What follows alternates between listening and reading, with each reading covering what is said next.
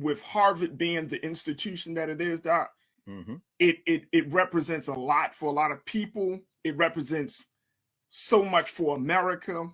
But then to have this, and I don't want to say it's a bombshell, because I don't know if we are truly surprised that this institution was connected to the transatlantic slave trade the way it was. Right.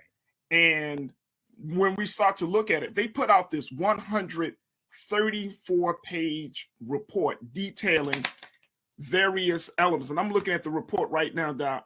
Okay. I mean, they broke it down into various sections or chapters, rather. They have an introduction, slavery in New England and at Harvard, financial ties, Harvard and the slave economy. They have chapter 4, intellectual leadership, Harvard slavery and its legacies before and after the Civil War. Chapter 5 is the long legacies of slavery, segregation, marginalization, and resistance.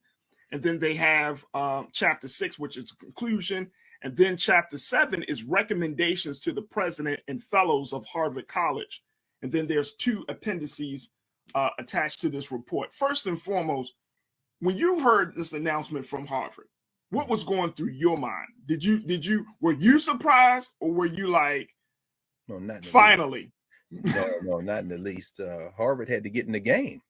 I mean, it had already been beaten to the punch by our sister Ruth Simmons, who, of course, convened the conversation at Brown University.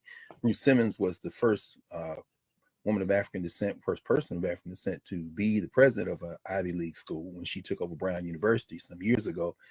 And she convened, as a former African American studies professor, Dr. Simmons, a committee to investigate the role of Brown in enslavement.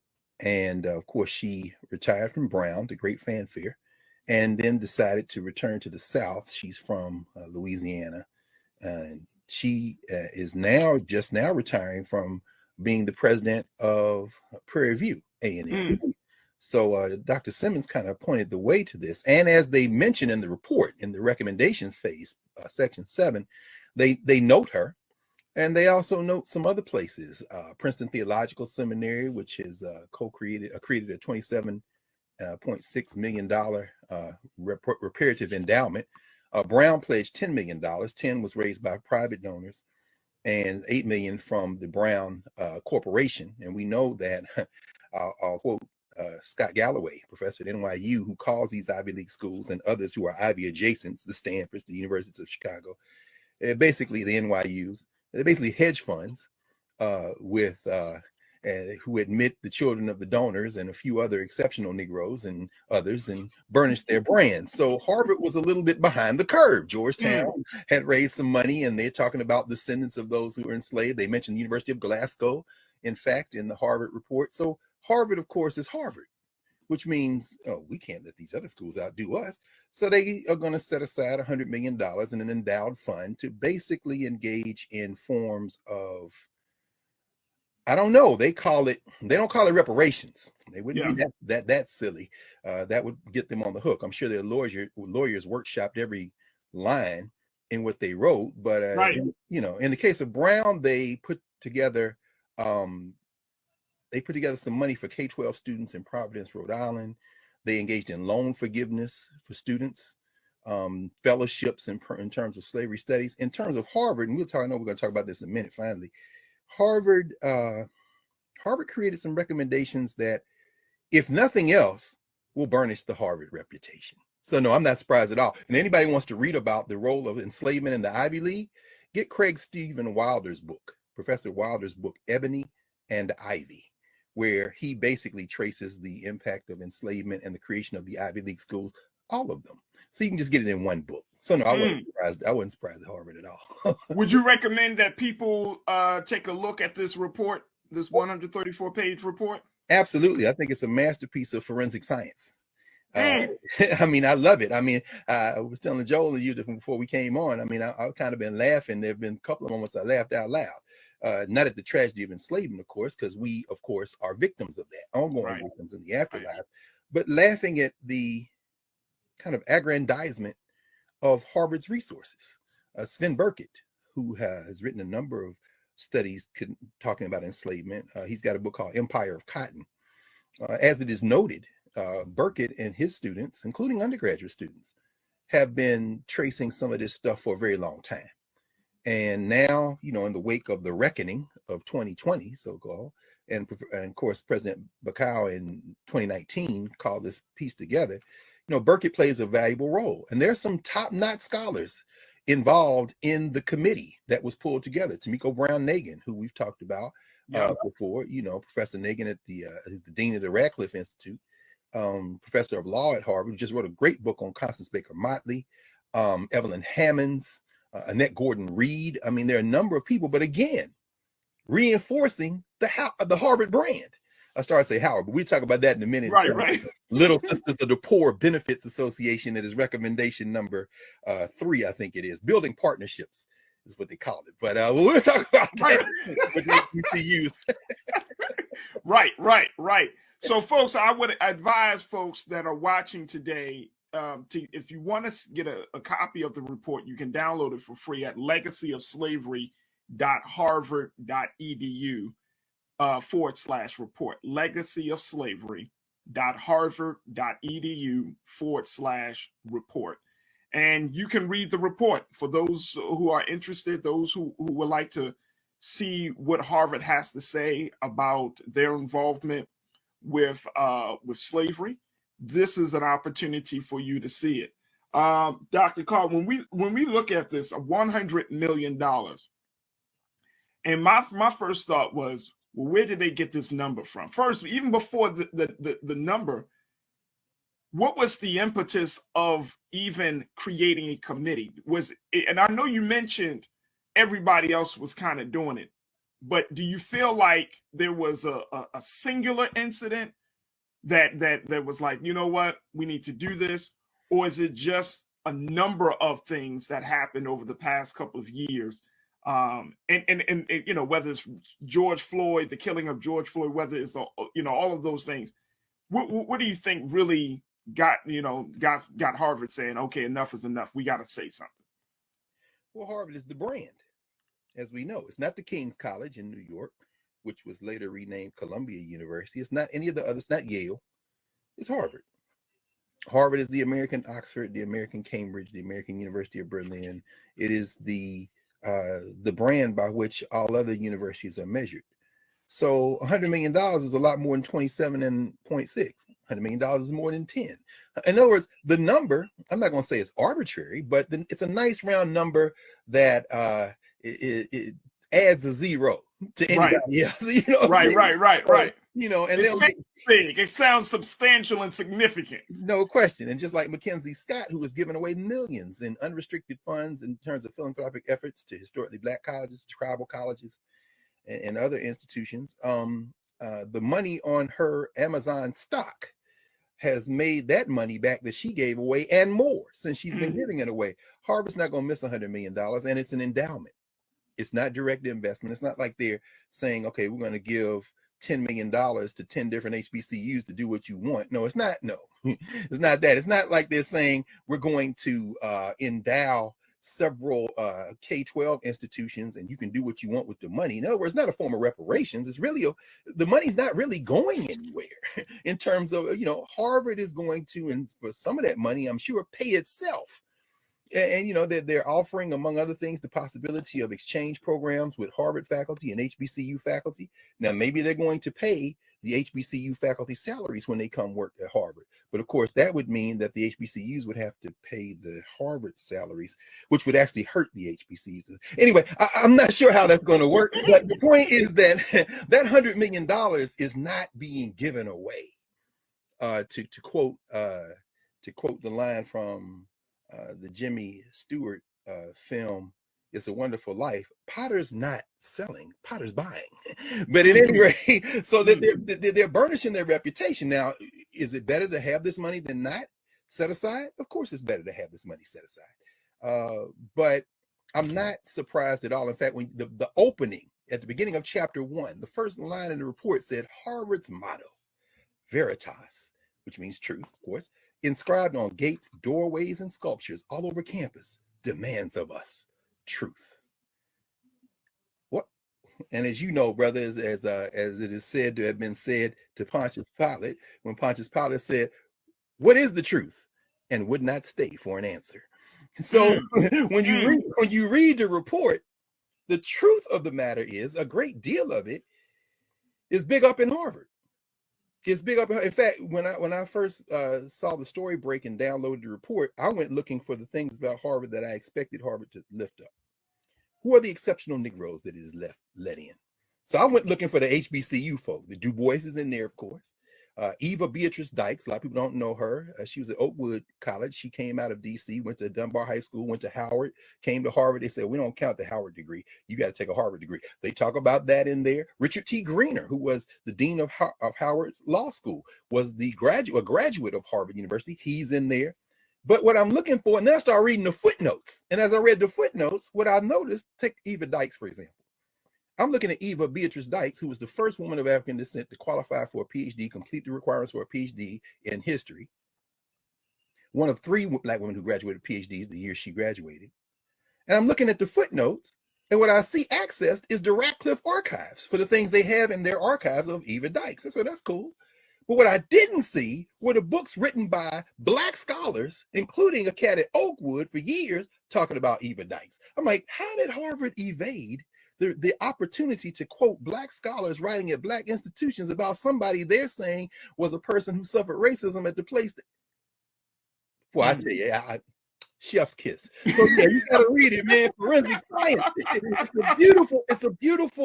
It's a beautiful elevation of the Harvard brand in a kind of moment of, I don't want to call it cosplay, but self-flagellation in pursuit, as they said, something that ends up them truth. Anyway, we'll see. Folks, we are having a conversation around Harvard's claiming or saying that they're going to commit $100 million to create a legacy of slavery fund after they have come out with a 134-page report outlining their involvement in the transatlantic slave trade. This report of the Presidential Committee on Harvard and the Legacy of Slavery shows intimately, based upon their history, their research, and the work that was done by their committee, that Harvard gained and benefited from slavery. And so they're trying to come clean with this report and with other ideas and goals to address this issue. We've been talking to Dr. Greg Carr, who is a professor of Africana Studies at Howard University and is the host of the Black Star Network's The Black Table. Dr. Carr, I want to throw up here just something that they put out. This is what Harvard put out. Keenan, if we could post this quote on the screen talking about what Harvard is planning to do, some of their key goals in this whole effort. They are planning to address slavery legacy. The report calls for spending the money in a multitude of tracks. 1, by tracing the modern day descendants of enslaved people at Harvard. 2, by building memorials and curriculum to honor and expose the past. Number 3, by creating exchange programs between students and faculty members at Harvard and those at historically Black colleges and universities, HBCUs, and by collaborating with tribal colleges. And 4, by forging partnerships to improve schools in the American South and the West Indies, where plantation owners and Boston Brahmins made their intertwined fortunes on the backs of the enslaved. Seems like these are very lofty goals here. And Dr. Carr, when you look at goals like this, I mean, I'm talking about the memorials, the curriculum, and they said that even that a lot of these goals are vague on purpose because they wanted to hear feedback from other folks within the Harvard community and outside of the Harvard community to add to it. But do you think this is a good start? These four goals, is this a good start for us? It's a great start for Harvard. I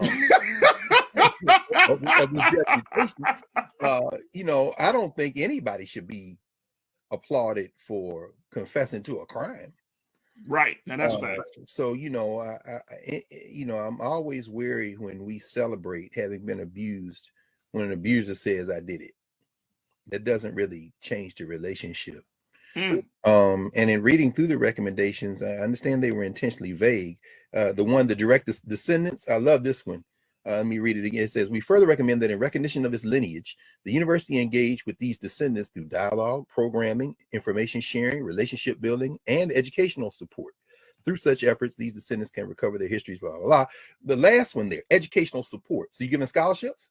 Now, in the case of Georgetown, which offered assistance to those who are direct descendants of those who were enslaved under Georgetown's auspices, including several Africans who were actually sold to keep the university's doors open, those people still have to satisfy Georgetown's entrance requirements. So, we'll see. I mean, and that's just in terms of the people who can trace. Now, mind you, there is a lawsuit. Tamara Lauren is having a lawsuit because one of her ancestors is in that photograph collection that is at Harvard, that Harvard now claims that it owns. I mean, so they're in court about that. So you got a direct chance to do the right thing there. But let's move on quickly because I know we don't have a whole lot of time. The enduring partnerships thing was interesting. The visiting appointments between HBCU faculty and Harvard faculty, that's interesting. Okay, as I mentioned before, the other thing they said is maybe they're going to establish a Du Bois Scholar Exchange. So HBCU students, junior level and above, can come to Harvard, and Harvard students can go to HBCUs. Now, that kind of exchange program has existed for years among HBCUs and HWCUs. But here's what I found out at Howard after 22 years of teaching. There are several Ivy League schools who stopped doing it. Why? Because the Black students would spend a semester at Howard and say, yeah, we good. We're not going back. So they started transferring to the HBCU. Wow. So when I saw Harvard saying they want to establish this, my first question, and it's an open question, is, did you all have one before and then you stopped it? Because I know several schools in the Ivy League, which I won't name, and Ivy adjacents, who canceled doing it because the Black students were coming and staying. So again, there's nothing in this report that doesn't help Harvard. In fact, I mentioned this finally, Appendix 2, the note on process. They talk about all the things all the people they consulted, the librarians and things like that. They said they consulted librarians at several schools, including Howard, that digitized information for them. Well, that led me to this other question in number 3, enduring partnerships. They want to digitize collections at HBCUs to help them, what they call it, safeguard these materials. Safeguard? Really? They did. There's a partnership between Princeton and Harvard right now that is digitizing the records of the Black Teachers Association, Pre-Integration Teachers Association. It's being headed by 2 fine Black scholars, one at Princeton, one at Harvard. Again, I won't name them. Y'all can look it up for yourself. My question is, how y'all going to digitize institutional records of Black institutions that were preserved and fought during Jim Crow to end Jim Crow, and now the stuff end up at your house? Y'all ain't slick. It's going to end there. Now you'll invite 2 or 3 remarkable Negroes up there. Maybe you'll give them a Carnegie or they'll get a MacArthur Genius Grant. And what you now have said is, look at us. Look at how great we are. We're helping these. Meanwhile, the institutions themselves, maybe they'll get a couple of exchange students, a couple of exchange faculty to burnish the fact that they've worked among the Negroes. But look at how they watch it. When y'all read this, look at how they characterize HBCUs. Look on page 9 when you see HBCUs first mentioned, and they talk about them doing the best they could, but ultimately not having the resources to be. You know what? Just cut a check. Y'all love Du Bois so much. Cut a check. Write Fisk a $50 million check, no strings attached. That ain't no money. You'll make it back in 6 months on your endowment. Write him a $50 million check, but you're not going to do that. You're not going to do that at all. So I mean, and so it like, going piece by piece, looking at each one of these goals. I'm wondering, I mean, there were Black people in the room. There were Black people at the table. Yeah. So how was it that they were in the room at the table, but yet these goals, these recommendations still come across as being Harvard's recommendations, Harvard beneficial? Because they're of Harvard. And this is not a criticism of any of them. Certainly not William Julius Wilson, certainly not Tia Miles or any of the other. And I mentioned those 2 in particular because Tia Miles is a younger scholar and William Julius Wilson is one of the most respected Black scholars in the country. This isn't the William Julius Wilson of 40 or even longer years ago, writing in the Negro Digest, Black World, debating about the future of HBCUs. This is the William Julius Wilson who was recruited by Henry Gates and others into Harvard when they were building that dream team, when Gates and Cornell West and William Julius Wilson and others were brought to Harvard. And then the other Ivy Leagues started doing the same thing. You know, I'm not critical of any of those Black scholars, any of those Black academics, because they are part of that system. And in those debates and rooms, you know, this is a very rich report. They're not ducking some of the difficult things that are raised. At the same time, they are part of that institution. In other words, reparations is about a lot more than burnishing the institutions that benefited from the enslavement of Black people. If you're talking about real reparations, you're talking about repair. So I don't have any problem with that. Now, if all those faculty decided that they were going to resign and come work at HBCUs, I'd be like, okay, that's interesting. Go on, because HBCUs aren't the answer either. Harvard is in Cambridge, Massachusetts. What's the situation for poor Black people and brown people in Cambridge? Just like Yale is in New Haven. Anybody been to New Haven know that there's Yale and there's the hood. So I'm saying, you know, at least with Ruth Simmons and Brown, they're talking about the surrounding area there, or around Brown. Now, so I don't think Harvard is excluding any of that. What I'm saying is, as you say, if this is the start and they kept it intentionally flexible, let's see what happens next. And, you know, we'll all wait and see. So speaking of reparations, I mean, you talked about Professor Tamika Brown-Nagin. Yes. And she put out, she said in an interview last month, just before this came out, of course, that they were being intentional about making sure that this $100 million is not seen as reparations, because she said, quote, reparations means different things to different people. So fixating on that term, I think, can be counterproductive. Absolutely. So do you think that was the right decision for them to not frame this as part of a reparations conversation? I know they be leaving themselves open to very real critique, because reparations means one thing. And Professor Brown-Nagin, a brilliant scholar, on the faculty at the law school, Tamika Brown-Nagin got a JD. She know damn well you better not call this reparations. So you have to be intentional. You can't, of course it's not reparations. You can't talk about reparations. A professor at Columbia, my friend Catherine Frankie, who wrote a book called Repair several years ago that I actually teach at Howard Law School. This is a white woman, radical scholar at the law school, to whom I've sent students. In fact, one of my best students, Brother Jalil Muhammad, he grew up in the Nation of Islam. Jalil is graduating from Columbia Law in a couple of weeks. Wow, I know Brother Jalil. You know Jalil. Jalil is my man. Wow. You know what I'm saying? Jalil is a brilliant scholar, and she's got him working on this reparations work. He's extending her work. What Catherine Frankie said is, my ancestors benefited from enslavement, even though I am not from people who were here. But I came here, and guess what I got coming here? Whiteness. She said, you know what?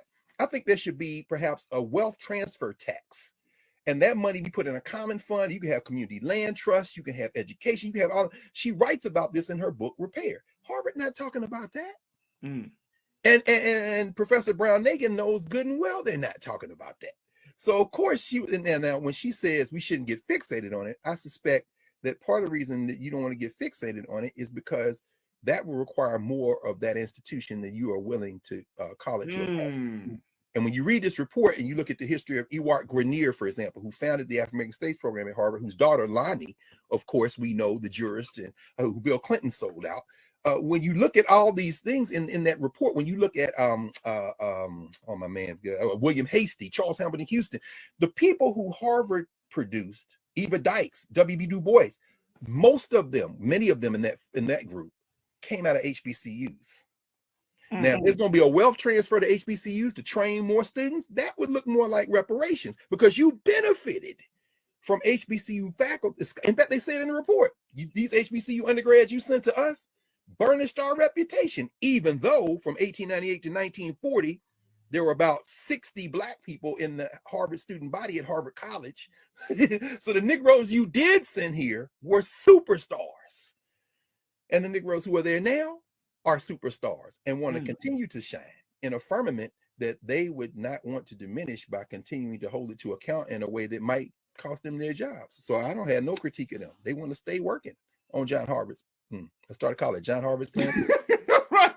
Anyway, but I mean, yeah, I'm not gonna call it John Harper's plantation. I'm not gonna call it. I'm not gonna, even though as they detail in the report, Right. that literal seal of the law school for years, that sheaf of wheat in the middle was a gesture toward the enslaved plantations, out of which they got their donations and their profits and their investment returns on investments for loans. Oh, they detail it beautifully in the report. What you gonna do about it? We're gonna set up a fund and talk about it.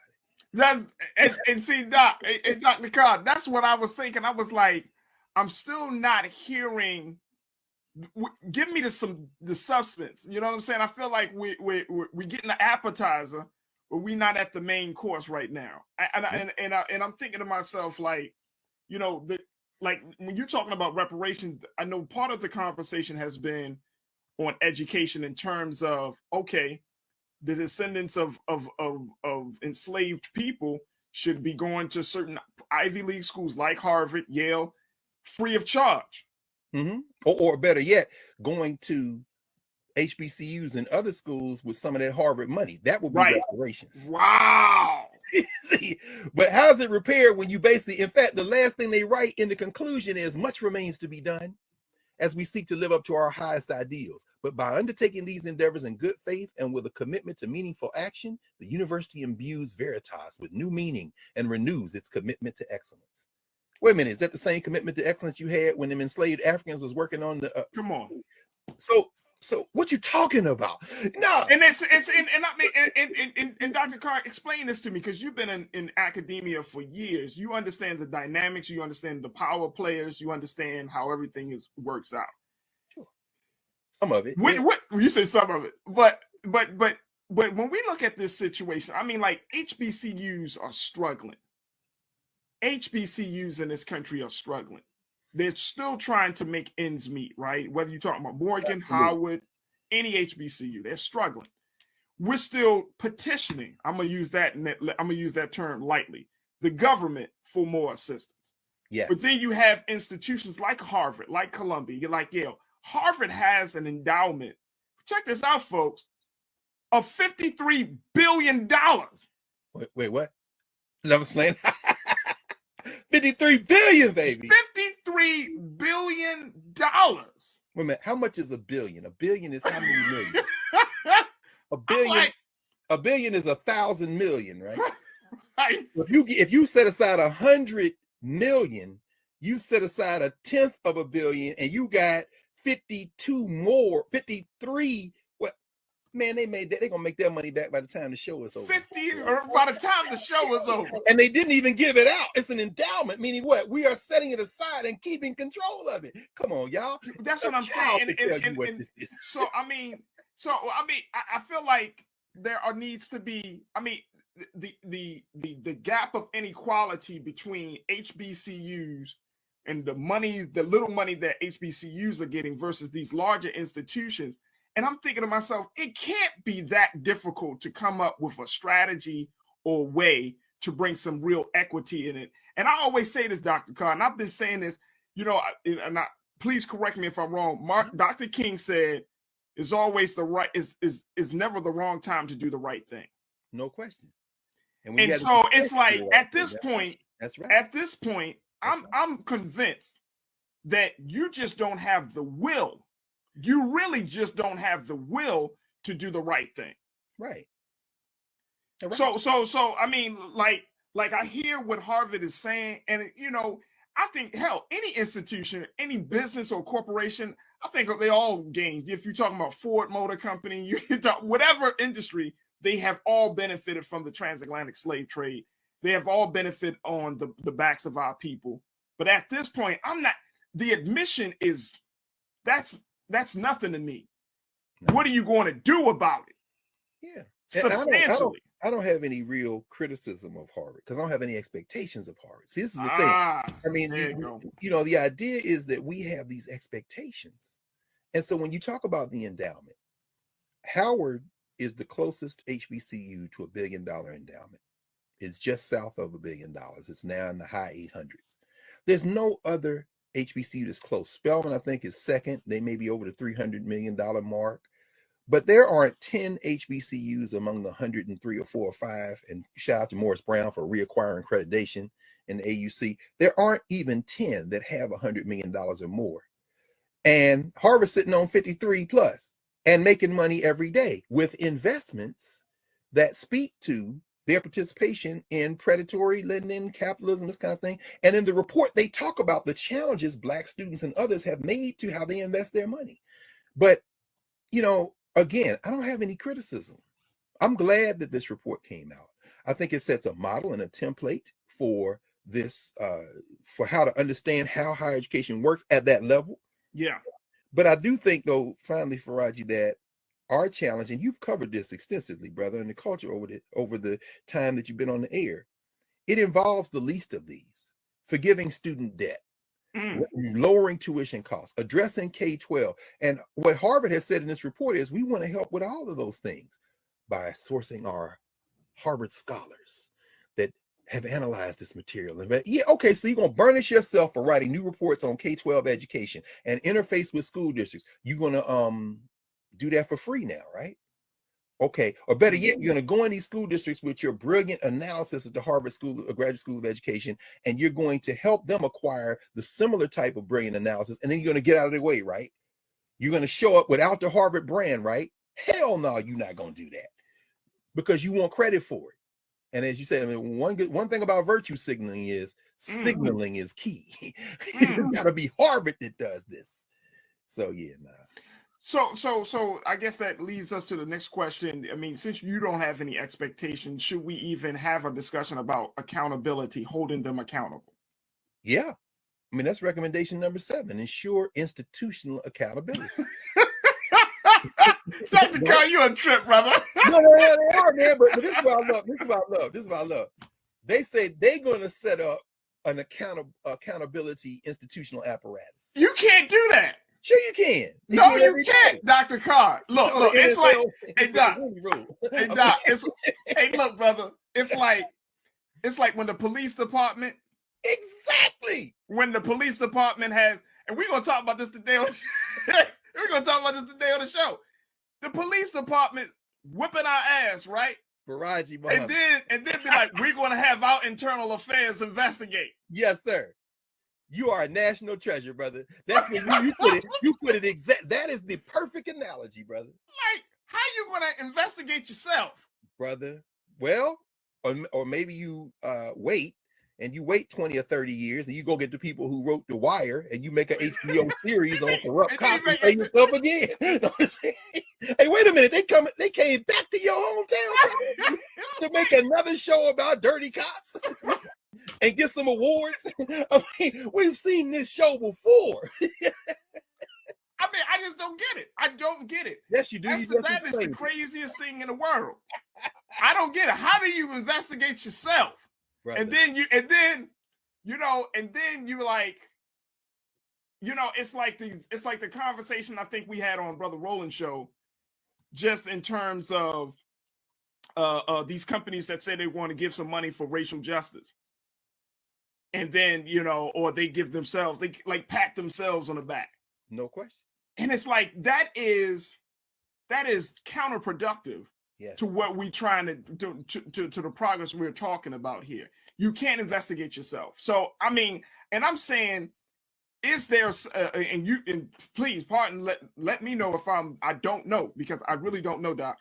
Is there a way or a commission or a group or institute or think tank, somebody that can go to these institutions and say, okay, you are at a place that you want to redress this your grievance or your ties to slavery. Okay.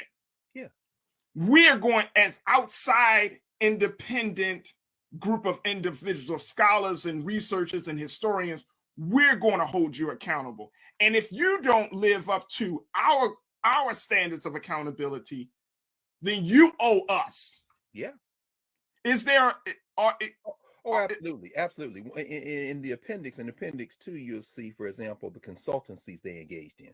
They had all these dialogues. They brought people in to have conversations, and that's beautiful. One of the recommendations they want to do when they deal with Native Americans, they want to have a landmark conference with the Native American program at Harvard to advance national dialogue on the histories and legacies of indigenous slaveries and colonialism, all this kind of thing. And I'm sure there will be publications and there will be academic accolades and this kind of thing. But here, what you just said, and they say this at the end of their report, they say, you know, the entanglements we've had with enslavement are in the past. They can't be undone, but the present and future are ours as a university community to shape. Now, of course, now within that field, here's a solution based on what you just said, Brother Faraji. Let's say Harvard says we're going to put 10, 20, $30 million into establishing an independent, almost like a community review board. Yeah. You know what I'm saying? Yeah. And we encourage, and next thing you know, because see, this other thing about Harvard. Harvard did it. So guess what? Yale working on their report somewhere. Columbia, already, you know, they got to get their report. Okay. Again, go get Craig Stephen Wilder's book. You probably already gonna pay him a consultancy or get him to come in and give a talk. But anyway, now you've established this separate institution and you leave it alone. Yeah. And you don't, this is the other thing you don't do. You don't populate it with your faculty members. That's right. It's not the usual suspects. And you don't build links with Social Science Research Council, the Ford Foundation, the Carnegie Foundation, the Mellon Foundation. Right. You don't then try to figure out how you can get some subsidized grants from the National Endowment for the Arts. Or no. We gave this group the money. And the people who were picked to decide first how to do the money came from Black institutions, came from brown institutions, came from indigenous institutions, and they don't have any ties to any of these places that create what some people have called the professional managerial class. So you know what you're not going to be able to do? Engage in what Catherine Liu and others call virtue hoarding. Because see, the thing is, it's the usual suspects, right? And they have some exquisite Blacks who will excoriate you. They'll do the right poem, they'll have the beautiful art, and they get fellowships, and they come no. And then you set them up and you get out of their way. What comes out of that? I trust what comes out of that. But then they can't do that. Why? Because there's no value in that for us. I'm about to say, Doc, you know there's no value in that.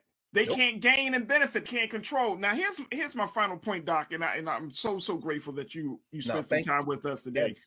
I mean, my point is that, like, at this point, the conversation about repairing the damage, we can put it as the term reparations, or we could just look at the term justice. At this point, how do we shift the conversation from just money talk to legacy building, to start to here's why I'm asking. I have an 8-year-old and a 2-year-old. Yes, sir. By the time my son, God willing, gets to college in 10 years, and then 16 years for my daughter, if I don't want to have a conversation and be like, hey, son, yeah, we got reparations back in 20-something, but we spent it. So, you know, we're going to have to figure out how to pay for your college. How about that? I don't, that doesn't, like, getting a check at this point doesn't seem like it will ease my soul. Well, that's not going to happen. No. You know what I'm saying? Like, I don't want to check. I need to have an investment in the futures of Black children and Black people. That's what I'm saying.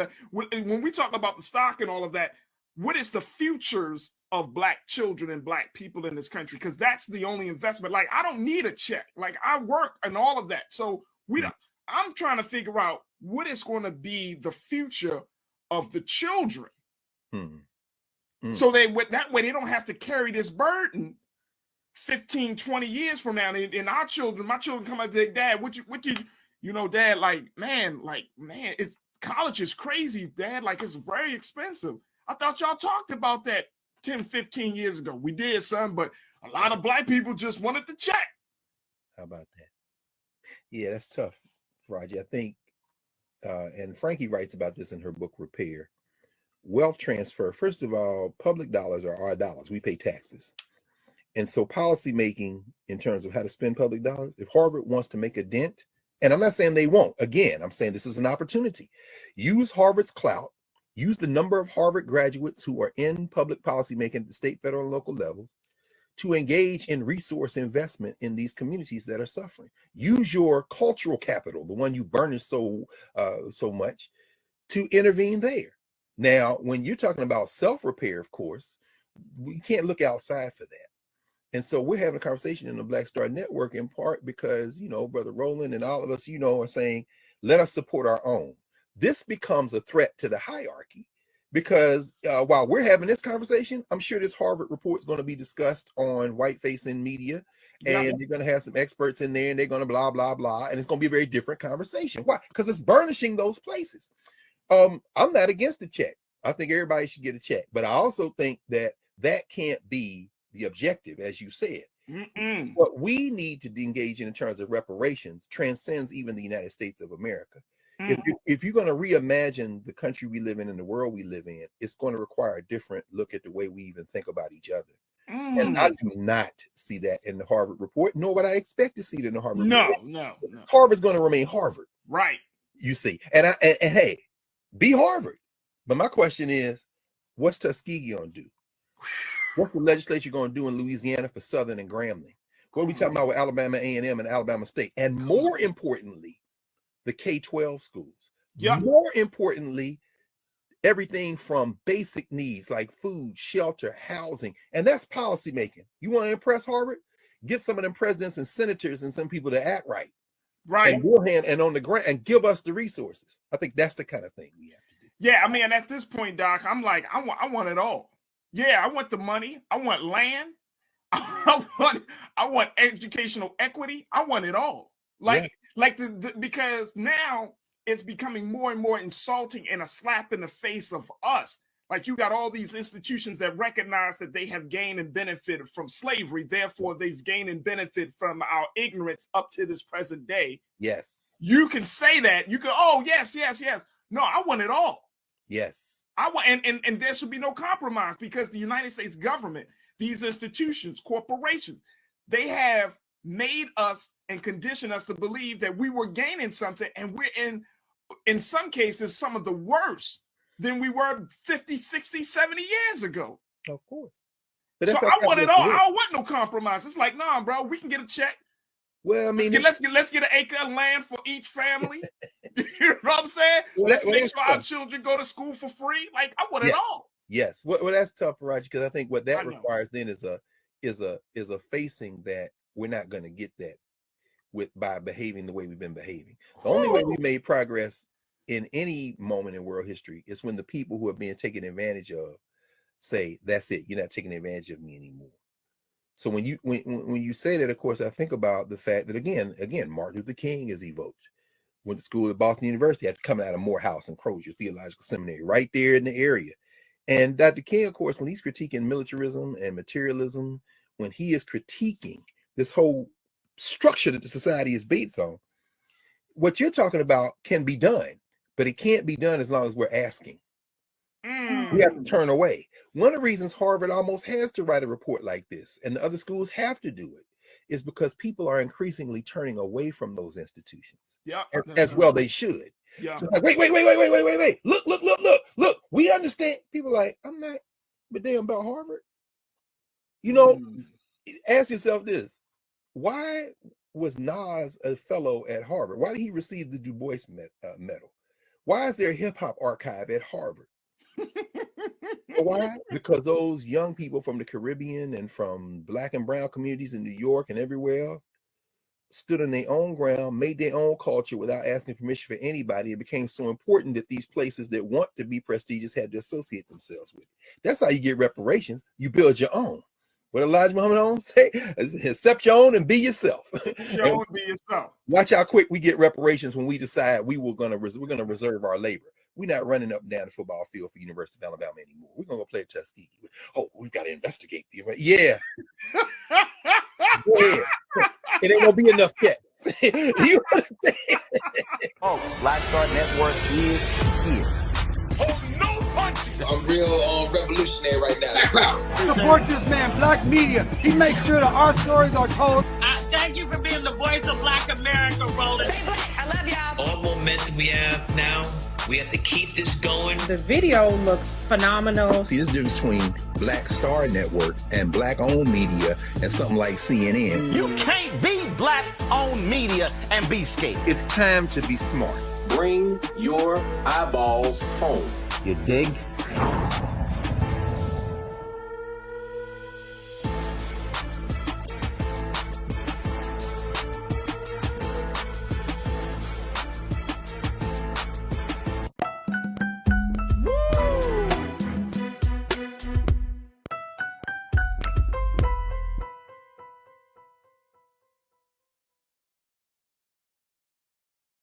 Folks, we got a lot to talk about because there are so many big conversations that are happening. This first conversation I want to have with you is about this idea of white nationalism. Now, some of us might believe that white nationalism is on the outskirts of our mainstream discourse, or whether it's about politics, social issues, economics, healthcare, whatever the case may be.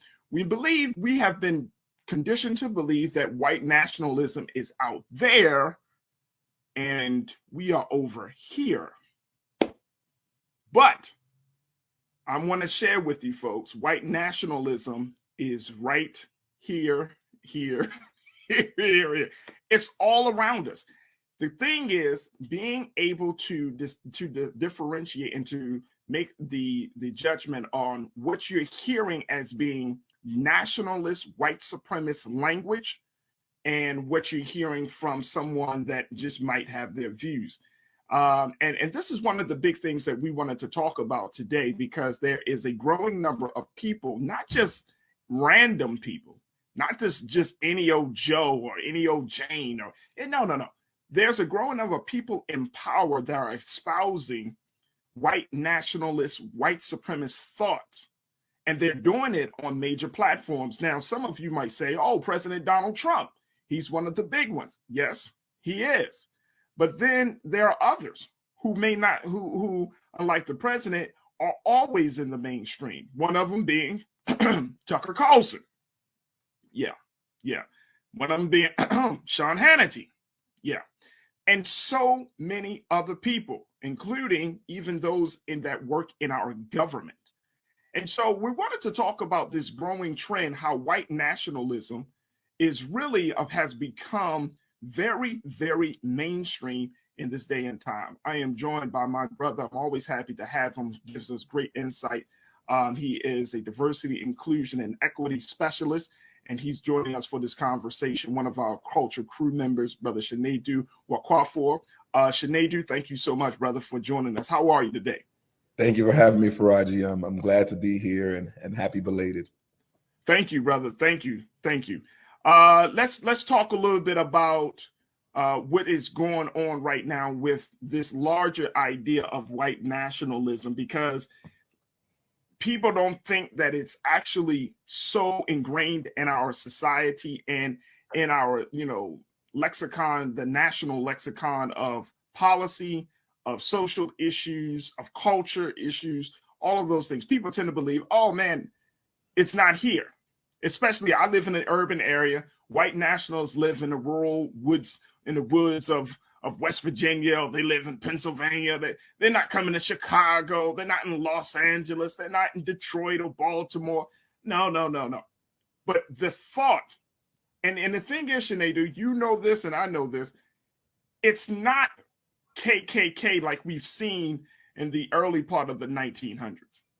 It's cloaked in a very, very different vernacular. And what we're seeing right now is something that I think is very, very fascinating. And here's the reason why we wanted to have this conversation. USA Today, they did this story about a Border Patrol agent who goes by the name of Brandon Judd. Now, Brandon Judd he's a Border Patrol agent, but he's also president of the National Border Patrol Council, which is a union representing more than 18,000 Border Patrol agents. He had a conversation on Fox News by an anchor named Bill Hemmer. And Keena, let's post what Mr. Judd had to say as he was wearing a polo shirt, and this shirt was showing that he was a part of the Border Patrol agency. I want to put his quote on the screen there, if we can, Keenan. All right, take a look. Let's go back to the other one, dear brother. The one that yep, there we go. All right, so this is what Mr. Judd said in his interview with Fox News. He said, quote, I believe talking about Democrats trying to change the demographics of the electorate. That's what I believe they're doing. They want to stay in power, and the only way to stay in power is continue to stay elected. Now, this quote that he is talking about is about the fact that they are opening, he believes that there are lax border enforcement. And so when allowing people to cross the border without any real restrictions, and he believes that it's a part of a larger conspiracy by the Democrats to allow immigrants to come to the border to fill up the United States so that way they can vote Democrat and essentially take over the election and keep Democrats in power. But he blames immigrants for this. He blames Biden for this. And this is something that we're seeing as part of a larger conversation around that white nationalism, white supremacists has been espousing. This is an idea that they blame other people. They blame black people. They blame brown folks. They blame people outside of white communities that says this is the problem. Now, he's blaming the president as being weak on these policies, but then he's saying that once they get in there, and this is something that you might hear from some folks, some white nationalists, you might hear them say, oh, they're coming across the border and they're bringing crime. They're dirty. They're infested. And they're ridding our cities they're plaguing our cities, this type of language. Sinead, what do we make of this when you have an individual like Brandon Judd, who is part of the federal agency, who is the president of an agency that has 18,000 Border Patrol agents under his command? Take a look at him, folks. And this whole idea, this is what they call replacement theory. And replacement theory is one of the main tenets of white supremacy, white nationalist thoughts. And he said this. This is not unusual because we also know that if outside of border patrols, you have police officers that have espoused certain these type of views in dealing with black people and dealing with diverse communities. What do you make of this, bro? Well, you started by saying, even though you may not see the white supremacy in cities like Baltimore, Philadelphia, you do, but you see them in policy. You don't see them in person. What I make of this statement by Mr. Judd is, it's just funny, especially when you realize that when it comes to white supremacy, a lot of those folks who espouse the idea of white supremacy are not even aware that the foreign people that they hate create a system that they benefit from. You brought up Donald Trump, our once presidents. I think Sonny Halston likes to say twice impeached and disgraced, because that's what he is. He was somebody who had an issue with China and this and immigration, but then you looked at the back of his ties and we saw where they were made. When you look at some of the things that are keeping our country going is because of the power of immigrants, whether it be in the state of Maryland, where we have a program where we allow some immigrants to come over the summertime to pick the crabs or get the crabs or get the seafood that we all end up enjoying during the ending analysis of it all. And that's the problem with white supremacy. They love the benefit of immigrants, but they don't like the immigrants themselves. And then when you think about border control, the word border, in my opinion, has always been an arbitrary term. Whoever's drawing the line says that this is the border and this is that and that and that. I just think, and I hate to say it, I just think that it goes back to what, rest her soul, Dr. Frances Cress Welsing said many, many years ago. Their race is getting smaller in number. Statistics has shown that.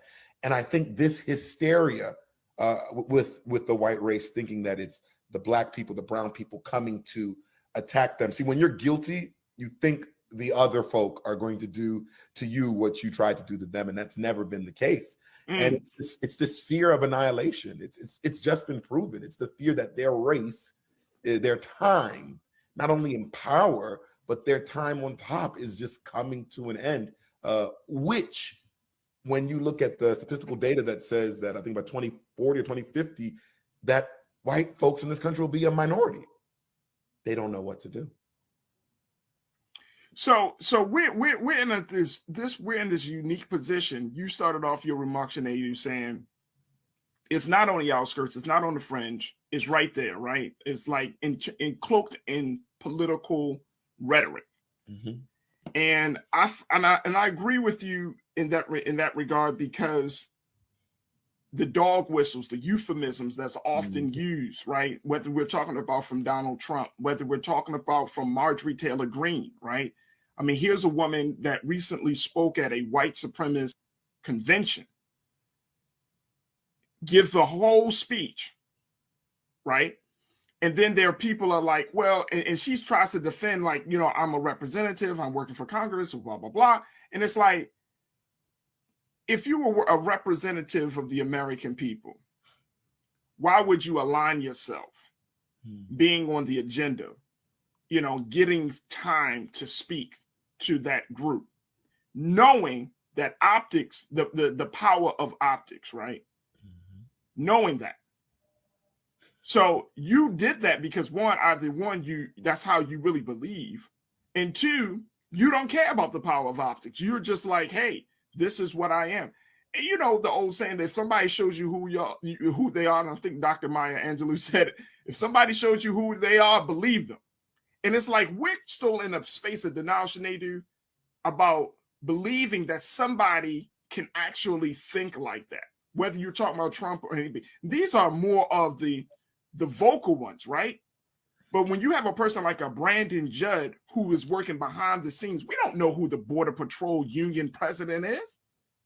But here's a guy that has the power to influence policy, as well as has a voice and a seat at the table to determine who gets across the border and who doesn't. He's a guy that has aligned himself with this. Now, he might be saying, well, no, I'm not a nationalist. This is what I believe. But it's hard for me to believe that somebody just happens to believe that immigrants are bad. They're dirty.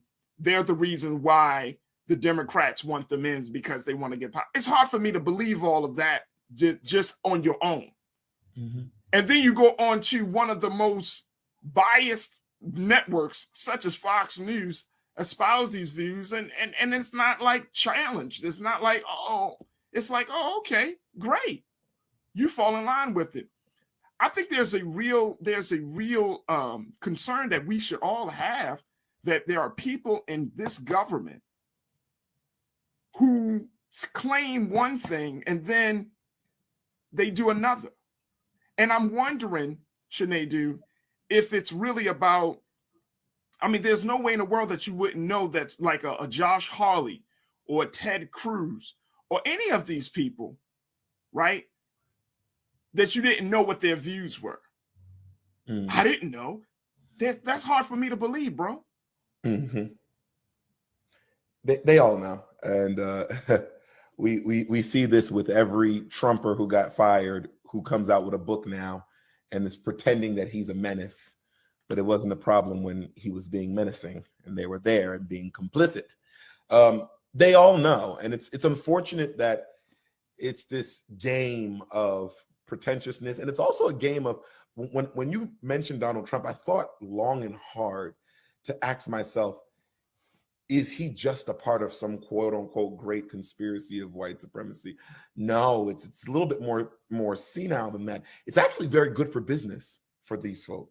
You say this, you get endorsements. You say this, you can. I mean, think about those people who stormed the Capitol, those white nationalists. I like the word supremacist better than nationalist. I feel like nationalist kind of is a softer tone. Yeah. You storm the Capitol and you do things that are illegal, that are against the law, but they knew that they had a huge backlog of donors that would save them, that would put money. People hard everyday workers that are putting in money. And I think it's scary because even though the thought is fringe and the thought itself can be very rural, where you would think it's the middle America, those who are not, but it's being propagated by the high end, very intelligent, very powerful, also white people. Yeah. And you never see a correlation between poor and rich in unison like you do when it comes to white supremacy. For some reason, that correlation of poor and rich no longer matters, where usually it's the poor saying eat the rich, but not when it comes to white supremacy. And I think when you think of this nation being a great nation, this nation and those who participate or benefit from white supremacy, they've never made any type of penance towards what they did or what they are doing. They've just created new ways. You know, you stop slavery, then here comes Jim Crow. You stop Jim Crow, here comes mass incarceration, and so on and so forth. Because folks don't want to make penance for the wrongs that they have ailed in, because in their minds, it's just my belief, it seems like maybe it makes them smaller of a person. They'll just continue to recreate the narrative that once existed from the moment that they stepped on this line. When you think about borders, Faraji, and the idea of borders, it's a foolish thing. When you look at the example of Haiti and Dominican Republic, it's the same country, it was. And then someone comes and draws a line, and all of a sudden, you are not you, and this is not that, and one is less than, and one is equal to, or what have you. It's absolutely preposterous. It's dangerous, and in this age of technology, it's way more widespread.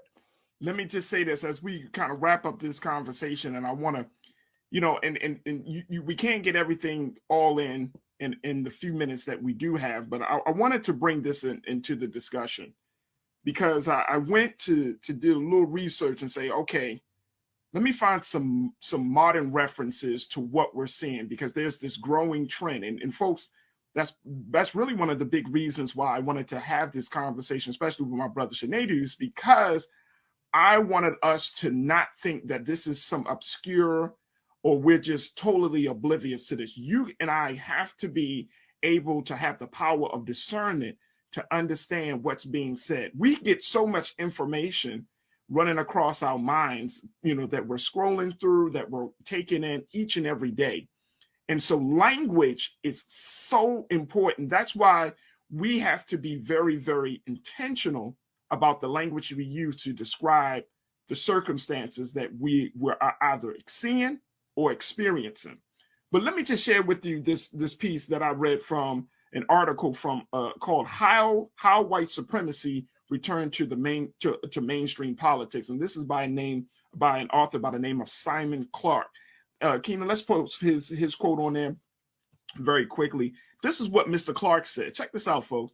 He said, "In such a changing landscape, old-fashioned racist and xenophobic appeals are unlikely to be politically successful beyond a small fringe. So the propagandists of racism have had to develop subtler approaches to stoking fear and hatred for political ends. To do so, they have repackaged racist traditions and language and forms that could more easily enter mainstream political discourse."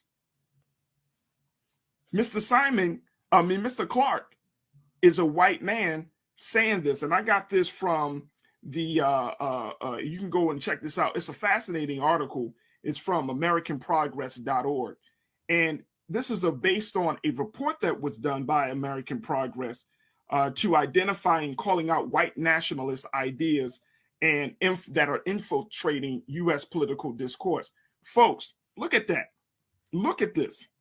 That we're in that time, and I'm wondering if those ideas become mainstream, the work that you're doing, diversity, equity, inclusion, how do you counter that force to make sure that there is some disruption of some of those ideas, or there is some debunking of some of those ideas? Because You know, some of our people, we're so tips, we so ripped up and we turned around and up is down and down is up. We might be like, yeah, he right.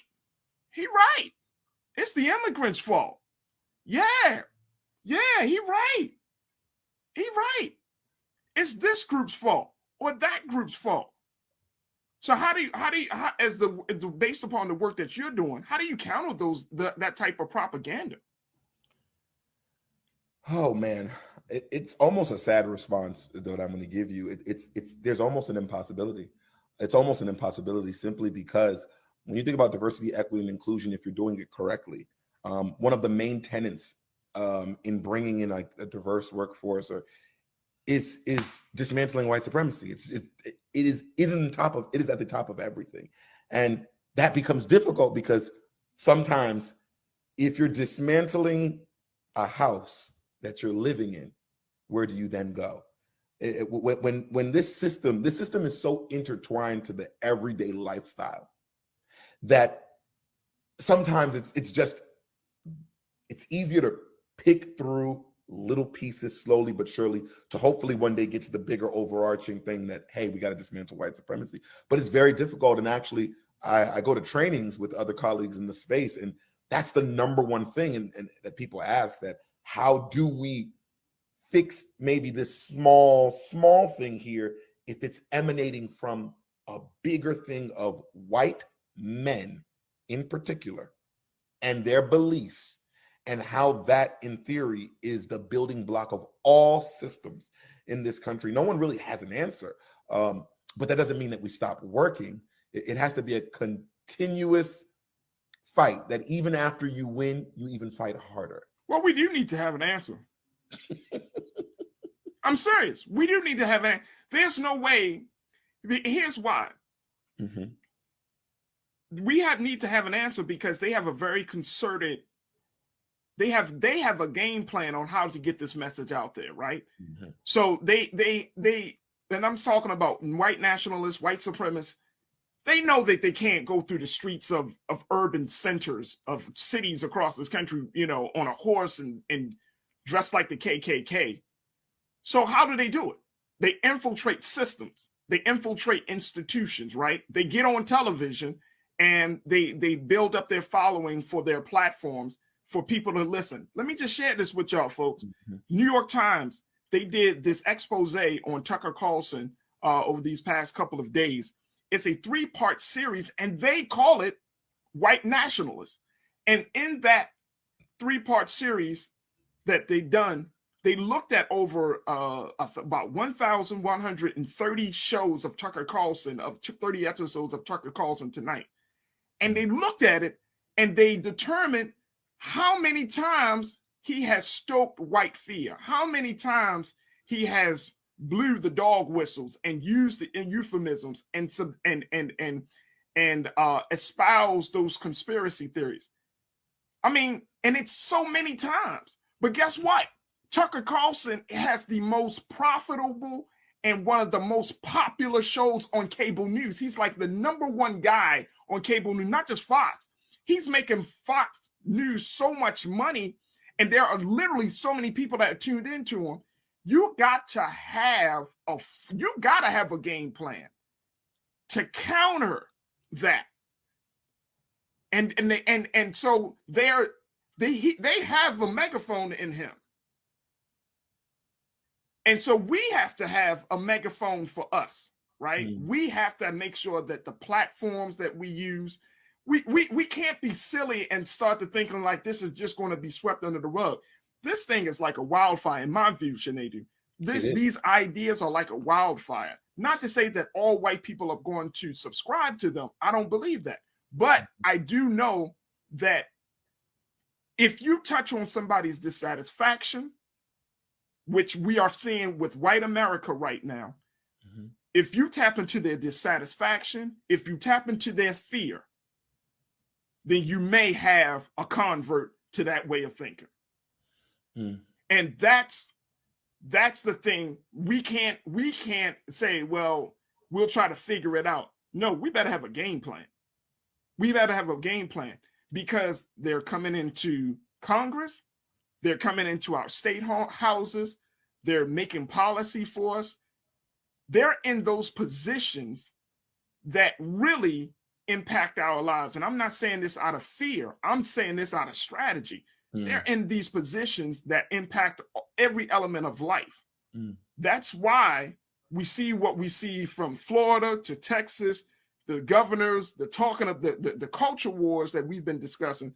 That's why these things are happening. And it's not, they are part of a larger school of thought. We got to have a game plan, bro. You're right. And I think the thing about our community is that we are not we don't have a monolithic way of thinking. We don't have a homogenous way of thinking, if you will. We're just, our thoughts are so vast that it can't, the benefit in a lot of these white supremacists that no matter how different they are, their general theory matches up with each other. Whether you're a white supremacist from the South, right, West or East, or even out of the country, because we heard what they said in Ukraine during the war of who can get on the buses first. We heard that. And we heard what they're saying in Hungary as they're starting to play Tucker Carlson at the CPAC that they have there and reverberate his rhetoric.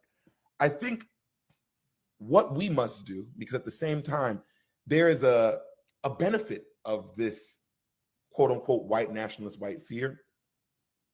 It brings chances and opportunities for DEI to do their own infiltration. I'll give you an example. After the death of George Floyd, may he rest in peace, and Breonna Taylor, do you know what a lot of corporations did? They built a DEI team. Never had it before. They built one, and a lot of them are being ran by Black people who are creating strategies all throughout our society that involve Black and brown people penetrating these same areas. Yeah. Now, the thing that happens then is like, okay, now we've penetrated Congress, we've penetrated the private companies, the public companies. Now that we're there, now that we have power, this has become our biggest issue since the days of Martin Luther King. Who becomes the rallying call? Who gets to give the word, the marching orders? Will people want to take a more Martin-esque approach or a more Malcolm-esque approach? And that's where it becomes difficult, because the trail, if you will, or the journey to Black folk saving ourselves or staying alive or staying connected, it comes from a vast array of folk who believe that it shouldn't just be an A or B approach. It should be an A through Z. It should be different ideas and different ideals. And that's where it becomes really complicated, because when so many people are saying so many different things, it's so many different factions running around themselves. And I think that is where we are. And look, as we're having this conversation, it just goes to show you how on time we are with even having this conversation. Folks, breaking news out of CNN, where Representative Marjorie Taylor Greene, it was decided upon by a state judge down in Georgia. Folks in Georgia, y'all got to listen up on this. Judge Charles Boudreaux, he said in a 19-page recommendation that Marjorie Taylor Greene should not be taken off the ballot because, or shouldn't be disqualified over her role in the January 6th insurrection. This is what the judge, now look at his reasoning. In his 19-page recommendation, he said, quote, the challengers have produced insufficient evidence to show that Representative Greene engaged in that insurrection after she took the oath of office on January 3rd, 2021. The recommendation will now be taken up by the Georgia Secretary of State, Brad Raffensperger. This is a Republican. This is the same guy who Donald Trump said you should try to find the votes for me down in Georgia. Y'all remember that? It's, and according to CNN, it's possible but highly unlikely that Raffensperger will overrule the judge's recommendation and disqualify Greene on her own. Look at this. Look at this real quick, folks. There were groups, advocacy groups, legal analysts, scholars, folks, and community leaders that said she needs to be off the ballot. She's just doing too much.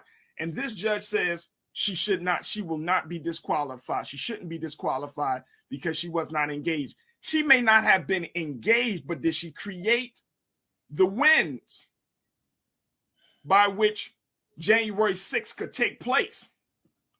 Y'all remember, I wish we had enough time right now, but there was a picture of Josh Hawley. And Josh Hawley was there. It was a picture as he was walking out. All this mayhem is happening from January 6th. He walking out with his fist in the air. Y'all remember this? I don't know if some of you may have seen this picture. He walking out with his fist in the air like he's in solidarity. This is what's happening. White nationalism becoming. Now look, again, he said insufficient evidence. But if you look at the record of Marjorie Taylor Greene, how is it insufficient? Everything she's a believer in some of these conspiracy theories, like the replacement theory. She believed that the election was stolen. All of these things. But she should not be disqualified from the ballot. And this might be, I'm going to say it, this might be one of the ways that they keep Trump on the ballot for 2024. Absolutely. That there's not sufficient evidence.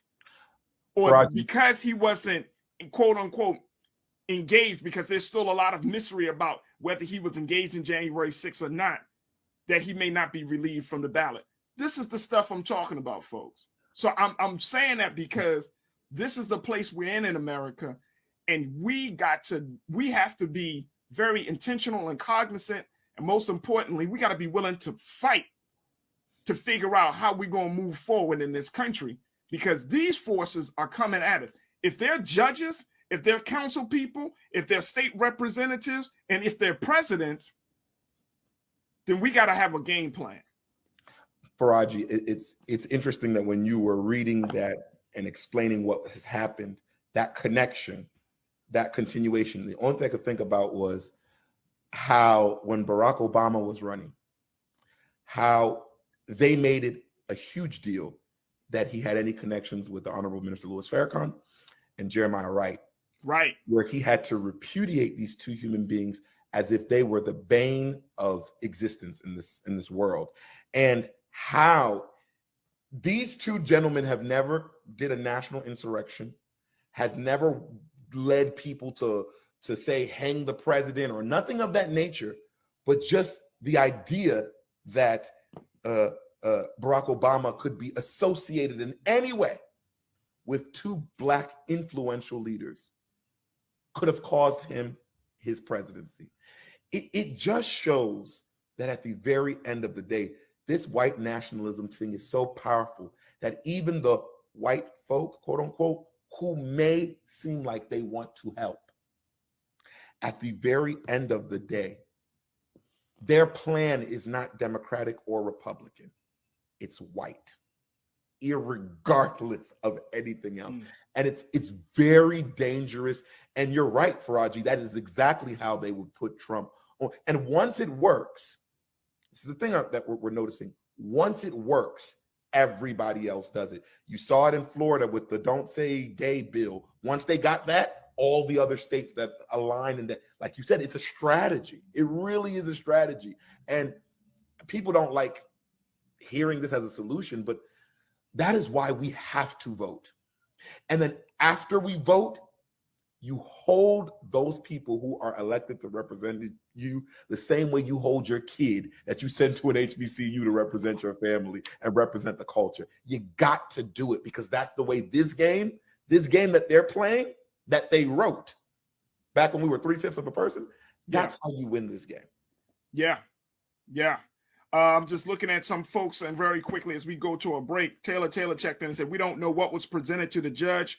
We are all watching this mess. A judge has to go by his paperwork. So that goes back to the legal complaint being insufficient. Janelle checked in and said, just because hate is winning in the marketplace, there are things on which we can stand together. The race class narrative is the winning narrative, and solidarity will win. B Dizzle checked in and said, Georgians are going to have to turn out like never before and defeat her in November. Facts. And I know that Stacey Abrams is running for governor down there. Brother King Lee said, if the U.S. Department of Justice have any criminal evidence against Trump MTG, Marjorie Taylor Greene, or any of those racist politicians, then they need to bring it forward now. Now. I'm in agreement with that, like right now. If they are weak, if this administration that is composed of a moderate politician, a black woman, you got all these black folks and Latinos and other, if this administration doesn't, and I said this before, if y'all don't handle this, take on the cancer of white nationalism and white supremacy, voting is not going to destroy democracy.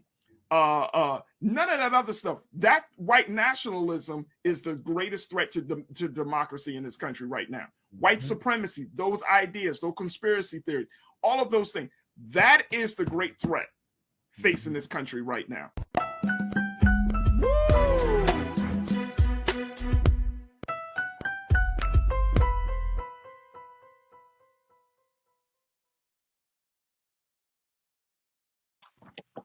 Folks, the streaming giant Netflix seems to be struggling right now. Earlier, a few weeks ago, it had posted that its revenue was declining, and that a number of subscribers, hundreds of thousands of subscribers, had already left the streaming site. 200,000 had already left, and some fear and worry that by the mid part of this year, millions of subscribers will leave for good. Now that puts the streaming giant in a very, very precarious position, hoping that they can save their platform. Netflix is also facing licensing issues with some of their hit shows, including Friends, Paw Patrol, and other shows along with that. Now, that is happening. And then on the inside of Netflix, it was just reported, folks, that Netflix has slashed or cut a number of high-profile culture and entertainment journalists from its staff, mostly women of color, Black women, Latino women, and Asian women. The disappointment comes in the fact that there has already been a number of issues that Netflix faced in terms of diversifying its workforce. And now with this recent cuts of jobs from its To Doom website, which takes fans behind the screen, many are asking the question, is this going to be the end of the streaming giant as we know it? Here to talk a little bit about this is my culture crew. We got Jules P., who is a hip hop artist and activist. And we also have a filmmaker, a director, and a writer herself, Miss B. Fly, who is the co-founder of Blackwater, a production house, and is the founder of Black Jesus Productions. I wanted to talk to you about this, B. I'm gonna bring you in too, Jules. Don't get upset. I'm gonna bring you in. But I wanted to get B's view on this because, you know, I had an opportunity, and we'll talk a little bit more about it later, but I had the opportunity to host your film Amethyst Love Gods over the weekend. And one of the things that you mentioned when talking to your audience is that you're in a very different space right now in terms of putting out content, Black content in particular, and that you weren't looking for a major distribution company, or you weren't looking for these streaming giants to try to pitch your film and other projects that you do. You weren't looking for that you understand that it was all about direct connection to the consumer. And now we're seeing this situation with Netflix. What do you make of this? Is this the end of streaming? Do you feel like people have gotten over it? I mean, what is this a sign of for you? No, actually, I think the exact opposite. So many people are so into streaming. It has created a more competitive landscape for the Netflix. And once upon a time, Netflix kind of operated as this way as this renegade website to where you were able to stream independent content that you couldn't see on cable. And so now that is literally the exact opposite of what Netflix has become, So this is what we experience in the world of capitalism, supply and demand. We have a lot more streaming services in order to view our content. Excuse me, I've talked for an entire week, you know. And so yeah, so this really is sign of the time and sign of a very good job that we are doing when it comes to bringing more content to more people directly without needing to go towards one outlet for distribution. And so now Netflix is suffering because there are so many outlets that we're able to stream our content on. And so unfortunately, they are still making some very wrong decisions at their table. And unfortunately, the fewer women you have at your table, the fewer women of color you have at your table, the more wrong decisions you will most likely continue to make in this future. And so are we looking at the end? We might not be. We might be looking at literally Netflix setting up a PR bankruptcy. You understand? You know what I'm saying? And so Netflix will continue. Should they? Something needs to happen because the content is starting to get watered down on a lot of different levels. I'm a Netflix subscriber. My family is a Netflix subscriber, right. But when it and so we subscribe to a plethora of streaming services, you know. But as a filmmaker, I am rooting on the inside for us to be able to occupy our own digital real estate.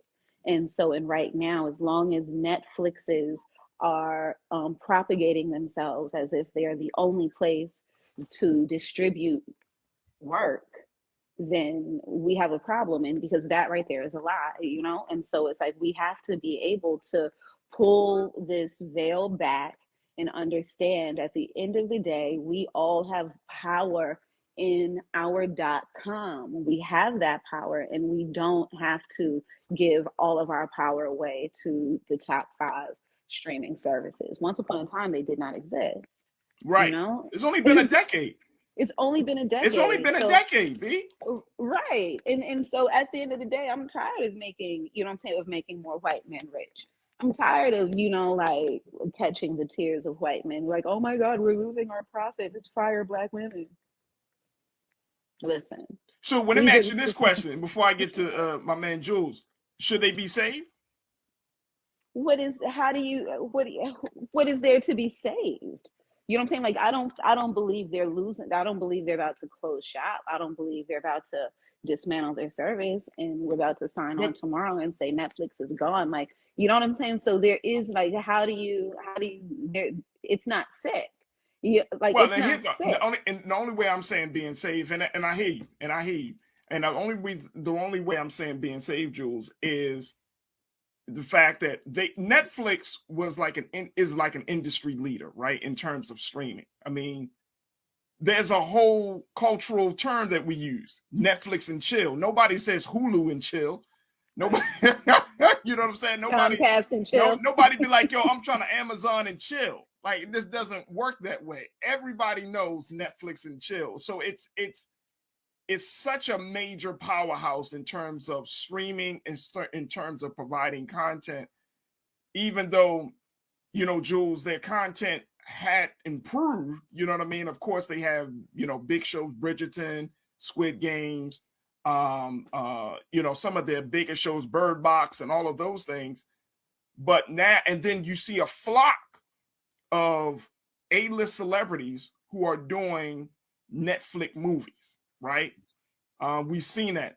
But then you, on the other side of all of that growth and that talk of success and that talk of they're going to be around, you do have some things. It's like a smoke and mirrors. It's like some things are falling apart behind the scenes. I mean, if you don't, and I'm with B, if you don't have Black women, if you don't have no women at the table, please. You're you do, buddy. You're going down. You're going down. And the woman is the last person you want to cut first. That's not, you know what I'm saying, in the situation. Door first. You open the door first. Say it again. Like, so you open the door first. You don't fire us first. Like, that's No. Right. I mean, that's the last thing, because women bring, unlike men, Jules, and I don't know if I shared this with you. I remember when I was doing my radio show at Morgan, and I looked at my ratings, women were my number one listeners. Women, Black women. And so that led to me, it's like when you start to look at the data behind these shows and you find that you have Black women, or you have Latino women, or you just have all these different women that are tuning in, that is going to determine the agenda and the direction of that show. After a while, I started, hey man, we got to get more women on these shows. We got to get more women voices because women are tuning in. And we found that women are more loyal than men are. So talk to me, Jules. What's your take on it, bro? So I got a couple of different perspectives and points. So I'm gonna start inside out. So let's start with the inside first. So discussing the women that are now being basically released from Netflix. One, I know personally, I don't know about 95. I don't watch TV, nothing like that anyway. I work, I do a lot of stuff in the real life world of existence. So I don't really know about what's going on television or streaming services. But you know who does know? Women know. And that's how I find out. They tell me the shows to watch. They tell me, oh, watch this. This is what I'm watching. I don't really hear dudes telling me about that. You know, I'm a sports kid. When I'm watching TV, it's only sports. I don't watch nothing else but sports. Right. Everybody in my camp knows this. You see, all I do is watch sports. That's my niche. That's what I do. Sports. But when it comes to actually getting hooked to a show, start watching content, it's from a woman. So from hearing that you're releasing, you're targeting the women of color from, and I heard that it was that was formed in it's recently new. It was formed in December. Was formed in 2021. It's not even a year. Last year. It's not even 6 months old. Yeah. It's so like that's problem number one. Like without that, to me, a woman is a foundation. A Black woman is definitely a foundation. I mean, again, raised by a Black woman, I was, so I understand where foundation comes from. So when you have the ideals and insights they have to add on to what they're, trying to bring to the company and merge on to get the viewership up or try to get the content diversified, that's not the group that you want to cut. Okay, Now let's back out from the inside and let's go to outside. I remember a lesson. I know we're going to talk about Teacher Appreciation Week later on, but I remember a lesson I was taught, I want to say maybe in high school in economics. And it's a simple phrase: when companies compete, consumers win. So when Netflix came out, that was the only streaming service. That was the end all be all. That's what you knew to go to. Now you have your HBO Maxes, you have your Stars apps, you have Hulu, you have Tubi, you have YouTube TV, and the content now, they're getting licenses before they even come out, whereas Netflix is still trying to get licenses from different shows that they're trying to put on their platforms. I remember just, the Dave Chappelle twice. One with when they put Chappelle show on without his permission and he wasn't getting down from it. And then two, when he dropped his special and then had that whole back and forth with the company. It's like, you're kind of sort of now you set the precedent. So Netflix gets you were the trailblazer. You get that credit. That's what you are. But the problem is now you have these other streaming services who are pushing out more content, more relevant content. I mean, what did we just talk about last week? The new show on HBO Max. What's the Baltimore show that just? We Own the City. We Own the City. It's on HBO Max. It's not on Netflix. Right. So I'm going to HBO Max. Once I subscribe there, like everything. Then you start saying, okay, well, HBO, I knew growing up, HBO from when I had Comcast, that's the channel I went to watch movies. So if I want to see more relevant movies, more up-to-date movies, I can go straight to HBO now, especially during the pandemic. They were sending movies straight to HBO Max. They weren't sending them to Netflix. So I didn't use my Netflix. Right.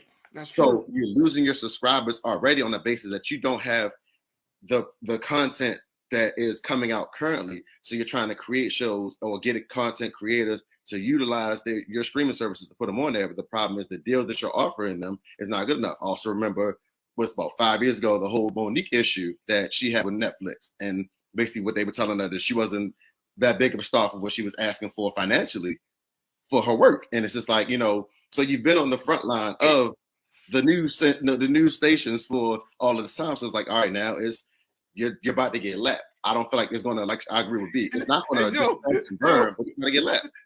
Jules, did you just say you're about to get lapped? You're about to get lapped, baby. I mean, you gotta think, and I say even with like YouTube TV, I used to have YouTube TV. It's like I would go there because the shows that I watch, and then the partnership they already have with the licenses of YouTube, because it's called YouTube TV, all my content is already there.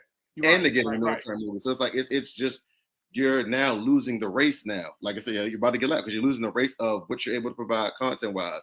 And then internally, all the problems that we've been hearing over the last 24 months, we'll just say 2 years, the last 2 years of all internal problems that you're having between financial arrangements for licensing that you're trying to get, financial arrangements for the stars that are shows that you're putting on your platforms, the news that you just had came out with the Tadum, I don't know if to call them committee, but the women that you're now basically releasing after you just started this in December. It's like you're like I always say, no PR is bad PR, and as long as your name is at the forefront, you're still getting hits. But at the same sense, we're also paying for a subscription that's rising. It looks like $1.50 every day on 3 months. And then you're trying to find ways to say, oh, well, now we're going to find why you're sharing passwords. We're going to stop that. Like, you're doing too much. Too much. I've been, listen, you want to know a secret? Since we're on Black Star Network, I don't even watch my Netflix. I got 4 people watching my Netflix. I just pay for it. I don't care. I don't care. And they're not going to do nothing about it. I don't care. I don't care. Like, can't do nothing about it. I don't even watch my Netflix. I got 4 other people watch my Netflix. I don't care. So that's 4 subscriptions you're losing right now. Because if I cancel, then what? Yeah. Straight up. That's for real, you know. And so definitely, like they're doing a lot right now. Like just a year ago, they hire droves of women of color and then announce it. And so now, between then and now, it's like they have bullied their subscribers into third-party verifications and all sorts of things. Right. You know what I'm saying? They're limiting the devices that we're able to watch the content from. And so now they're complaining about the results of what happens when that happens. Like it's amazing. And so now they're canning Black women. Like, listen. Well, I mean, but I think, and you know what? I forgot that Monique had that issue with Netflix a couple of years ago. Now that comes back, and it comes back to bite them in the ass, because you're like, bro, what was y'all thinking? You know what I mean? Like y'all were doing, because at that time, remember, Netflix was the giant. It was like, boom, like, oh snap, she couldn't get this deal with Netflix, therefore, man, she mustn't. Woo. Right. But they wind up paying, and correct me if I'm wrong on this, B and Jules. I think they wind up doing a show with either Wanda, what's the sister's name? Wanda Sykes. Wanda Sykes. Mm-hmm. I think they wind up doing like a certain little special with Wanda Sykes, even though she wasn't completely, satisfied with the deal, but it was a little deal. But I think they wind up moving forward with her. So they did. Yeah. So it's like when you start to like Monday morning quarterback, Jules, you know what I mean? You look back and you're like, wait a minute. Y'all were like making some poor decisions from the beginning almost. You know what I'm saying? And if you look at Netflix now, a lot of their most popular shows are shows that have been imported from other countries. Yeah, exactly. You know what I mean? From everything from Korea to Italy to Spain. I mean, they've been imported. Mm-hmm. It's a lot of subtitle content on Netflix. Mm-hmm. You know what I mean? At the end of the day, we are tired of the we're tired of the way the colonizers are spoon feeding stories to us. Like we're tired of the damsel in distress white girl. Like we're tired of the American rom-com. We're tired of Jennifer Aniston. Like we're tired of the we're tired. We're tired. What has been 20 years since you've been on Friends? Like, we're tired, right. And so it's like the people want more, you know what I'm saying? The people want more. And so it's like, and we're able to get that and now experience that through content from all over the world. Yeah. So yeah, Netflix has to step their game up. And in order to even interpret what that means, they have to literally disassociate with the dinosaur of distribution. Mhm. Like, it is a dinosaur. Like, that dinosaur is literally ancient and it's archaic and it is a relic and it is frozen in time. And the people are literally breathing life into another system all the time. You know, like, we'll let you know really what's going on. And here's what I think the other part of it being, and Jules, they got so excited because of their pandemic numbers. Mm-hmm. You know, their streaming numbers. Everybody was in the house. Now people are back out in the streets. It's like you got to do more.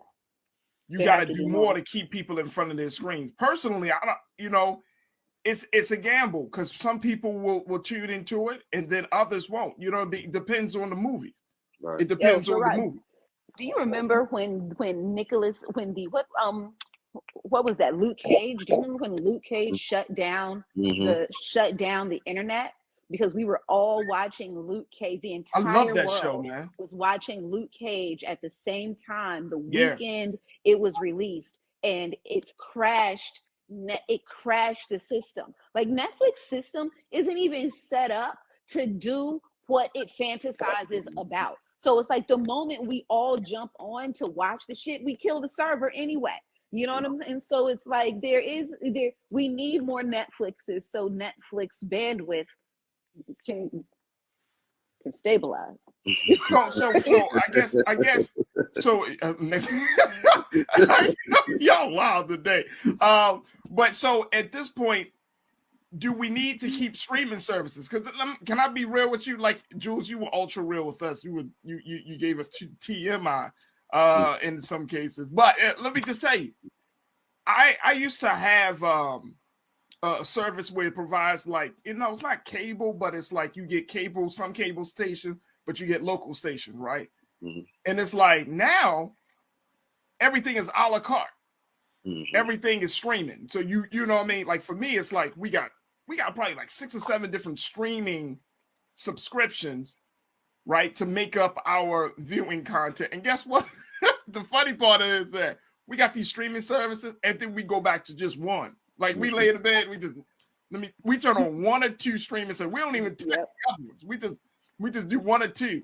Right. So I mean, I'm wondering, like, if they quote unquote, if they put regular TV, because that's hard to find, regular TV, like your basic channels, like that's integrated into the cable package, or you got to get the subscription for that particular station or that particular channel. And I'm thinking to myself, this is probably doing more harm than good to the consumer. What do you think? You know, regular, when we think about regular TV, all right, there's nothing regular about regular TV, all right? Maybe I'm thinking from back in the 90s where you had like 3-4 stations. No, listen, we're talking about what? ABC, we're talking about NBC, CBS, Fox. Right. And right. Fox. There's one more that I can't, but these are your tops. These are your networks. These are also the most expensive to advertise on, and these are the most paying. Okay, so if you're working on one of these shows on the daytime or nighttime, you are being paid the most. If you are advertising daytime or nighttime on this network, you are also paying the most. All right, there's nothing regular. Like, internet, once upon a time, internet was trying to, and independent content makers were mimicking TV when it came to the way we even create our runtimes, right? And even the way we break down our treatments, break down our scenes, the way we rise and we fall, all of that was kind of given to us in a treatment by regular TV, okay? But today, regular TV is trying to be the internet. Exactly. Regular TV is literally has very few regular scripted programs. Regular TV is now designed for the regular person. The regular person can be seen on regular TV and that like through its game shows, through its reality shows. And this right here is what I believe is the new frontier. Like I think we're tired of the celebrity. I think we're tired of celebrity, and we are looking at other more regular, accessible lifestyles in order to spectate, in order to purvey. You know what I'm saying? Like we're looking at different types of content in order to understand new cultures. Like we are tired of the white man told story. We see through it today. We assume that it's going to be a lie. You know what I'm saying? We assume that it's going to be historically inaccurate. You know what I'm saying? We assume someone's going to get shot on set. You know what I'm saying? Like it's over. It's over. You know what I'm saying? It's over. It's done. You know what I'm saying? By 2030, like we will have more of our celebrities occupying their own .coms. Like I need 50 to be gangster enough to put his money behind his .com and the work that he's executive producing by these Black women. I need him to actually do that and disconnect. So instead of beefing on the gram and on Twitter with stars and his contracts all fucked up to where I can't finish the season when I want to finish the season, he needs to go onto his own .com and really do that because he can. Because and you know what, AB, really quickly, we got like 30 seconds. In his situation, it goes to show you how much power you have and don't have. You see what I'm saying? Like he didn't establish the .com. He didn't establish an alternative platform, an avenue to see his stuff. You know what I'm saying? So you got to beef with this major, production house. You go on a war of words with that. And it really shows that you don't have as much power. Yes, you can take away the content. But let me just tell you, if 50 takes away that content, Stars is going to be like, okay, it take a little hit. But you know how many other writers there are that want to get their content on that platform? You see what I'm saying? Like there's all no, but it's like there's of course they're going to stay that's what I'm in saying. business. But you gotta have it. All I'm saying is to your point. But all I'm saying to your point, B, is what you've been saying, which is having the vision to establish a separate platform. That way, when a situation like this comes up, you could just tell people, hey, look, I'm not dealing, we're not in business with stars anymore. Come to, 50cent.com. Right. And watch the whole thing. And you know what? We're going to produce it. Matter of fact, I'm looking for new writers. I'm looking for this. And you start building that part of the platform. But I think that's when I looked at that 50 Cent situation, and even looking at this situation with Netflix, and really quickly, a lot of these women that were working for Netflix were very high profile journalists. They worked for various magazines like Vogue and other publications. And they're on Instagram and Twitter begging for jobs. Now you are a major, well-established writer, and you're literally begging for jobs. And that's the sad part about it, that you did not have the foresight, the vision to get prepared for a moment like this.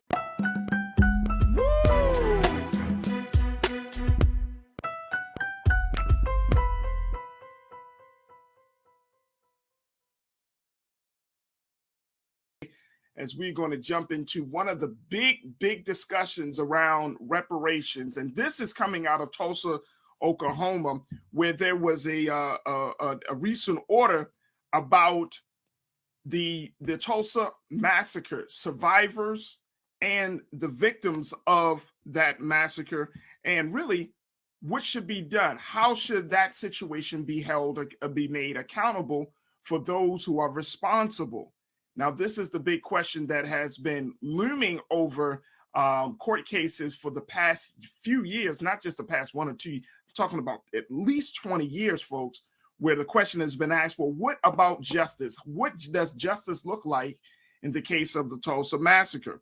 And so today we wanted to have a conversation about this because it was just announced earlier this week that Judge Caroline Wells said that the motion to dismiss this conversation, or to dismiss this motion, where defendants sought a motion to dismiss the case, where plaintiffs are seeking reparations, Judge Caroline Wells said that was granted in part and denied in part, which essentially means that the case can proceed and move forward as they are seeking justice for the victims and survivors of the Tulsa massacre. Now, one of the lawyers and the attorneys of the case, Mr. Solomon, let me make sure I'm getting his name correctly, Demario Solomon Simmons. He is a plaintiff. He's an attorney for the plaintiff in the case.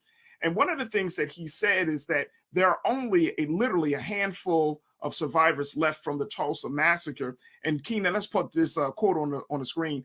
One of the things he said was this: when you work on something for 20 plus years, folks, check this out. You have defeat after defeat. You have client after client die.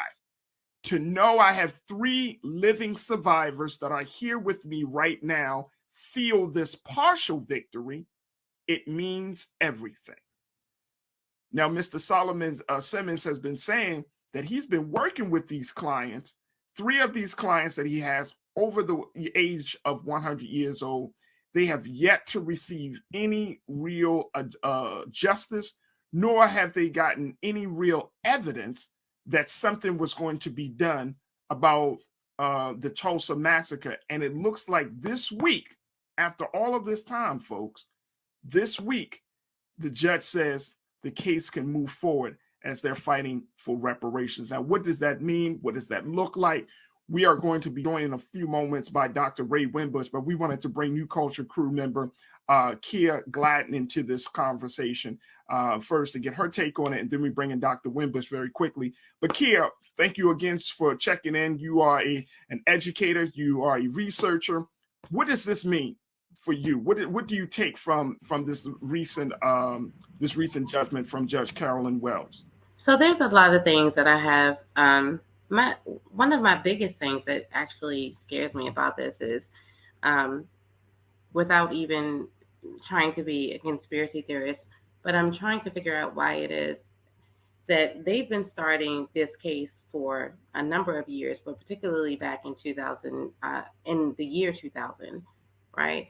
And now we have only 3 survivors left, right? So at this point, what they're attempting to do is, it seems like, sort of waiting them out, because we have 2 that are 107, 1 that is 108. So that story is about to be not told anymore.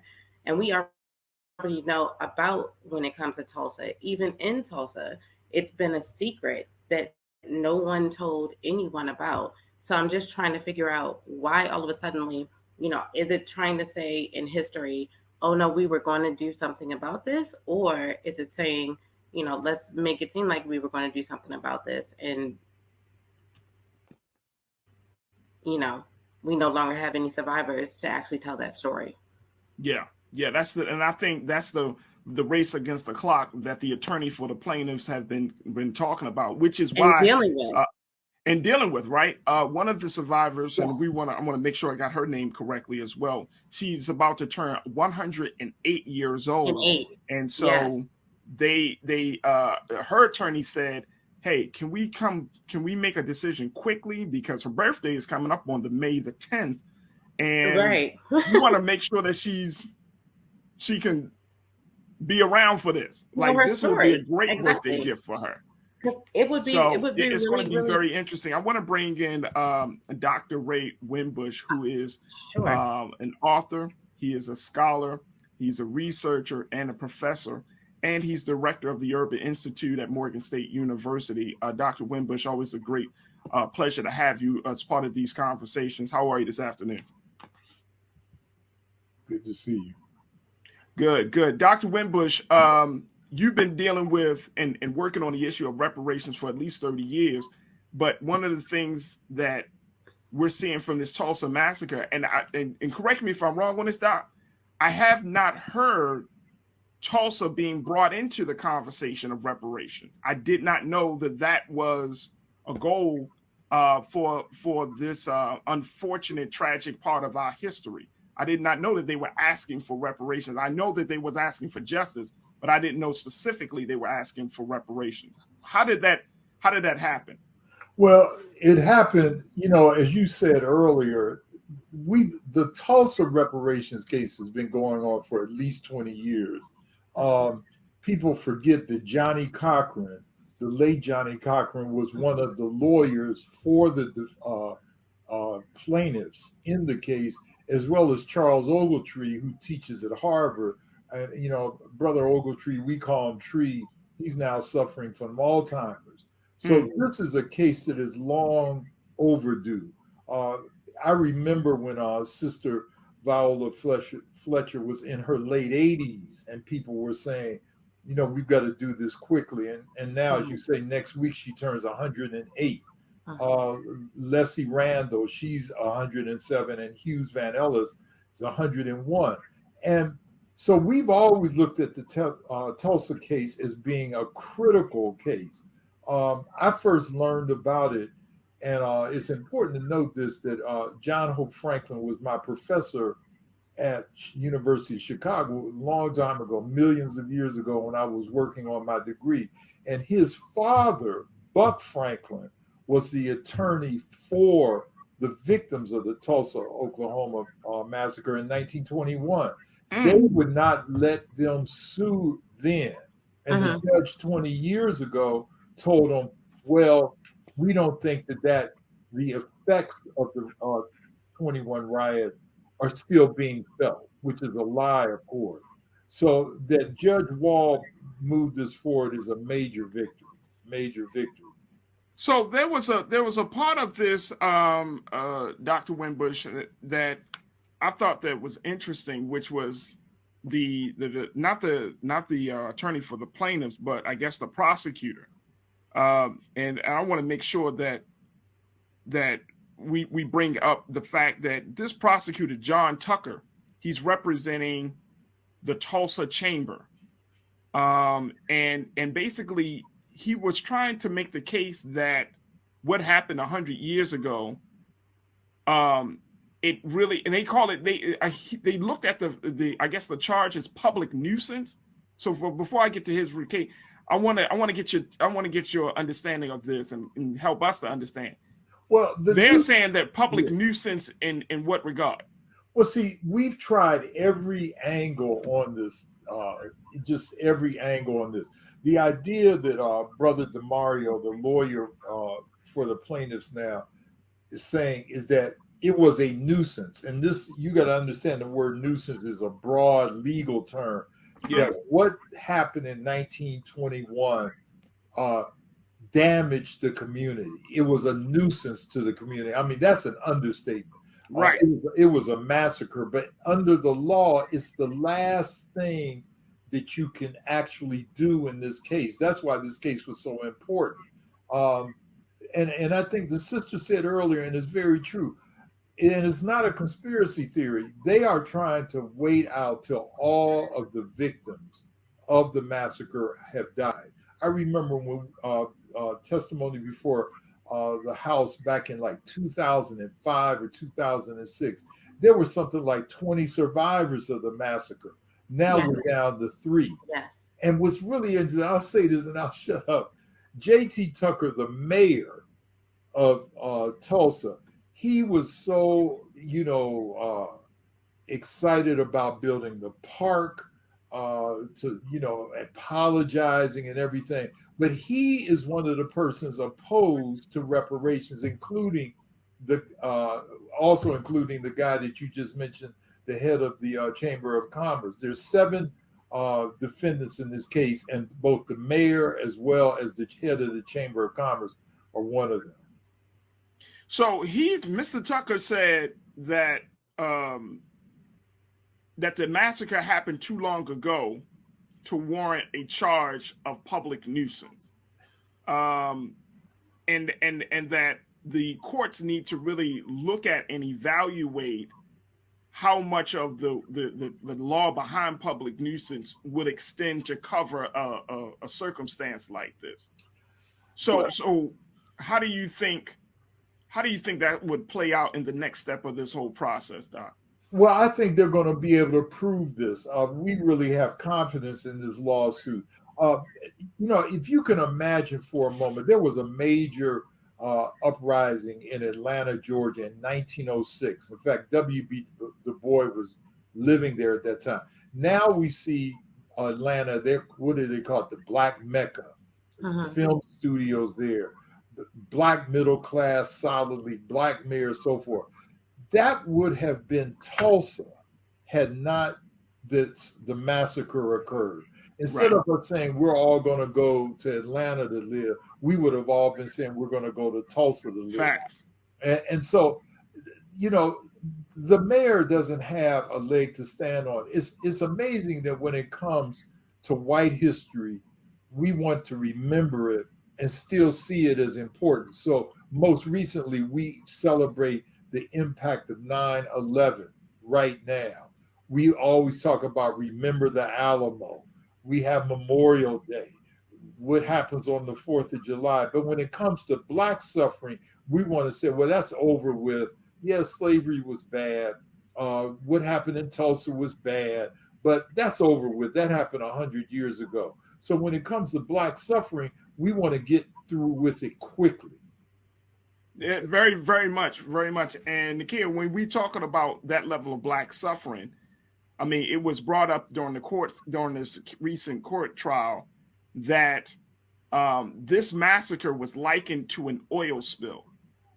Yes. That that you won't, like, just like any, and I remember when they had the Valdez oil spill years ago and all of those oil spills, like, you really can't wrap your head or your mind around how much of an impact that had on the environment.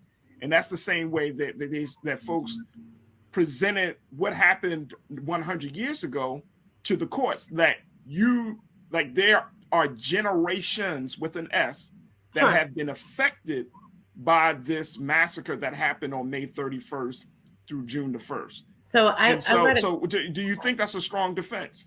Absolutely not. I mean, to compare, well, I wouldn't consider it like a natural disaster. Obviously, an oil spill is not necessarily a natural disaster, but in terms of comparing human on human, that's utterly ridiculous.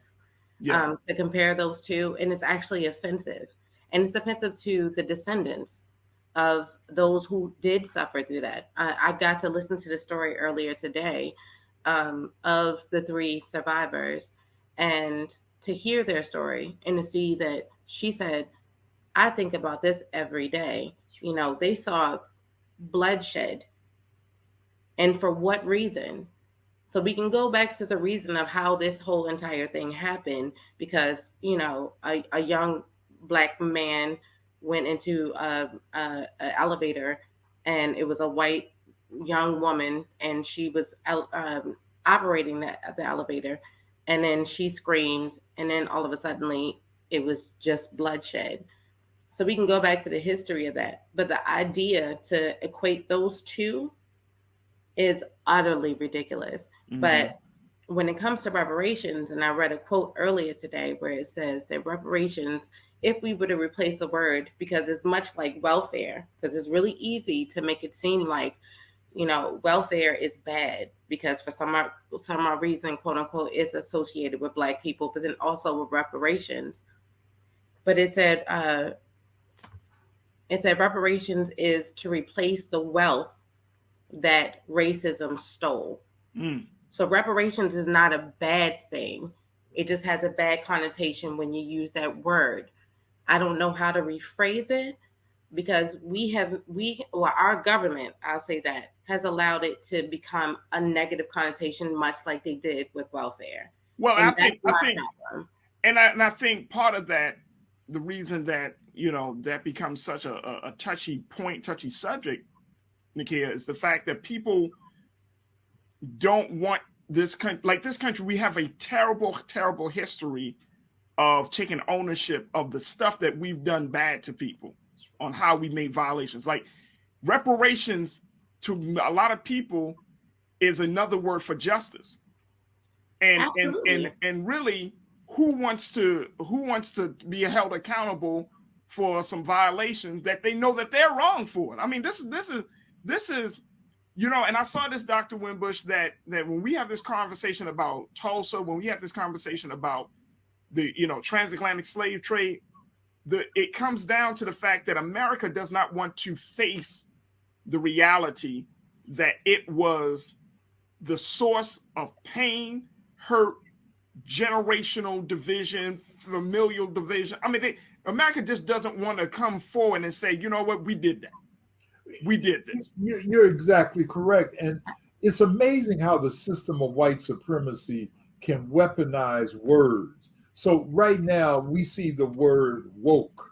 You know, I remember just 7-8 years ago, that was a positive term, but now it's a negative term. Affirmative action. You know, I'm thinking of reparations.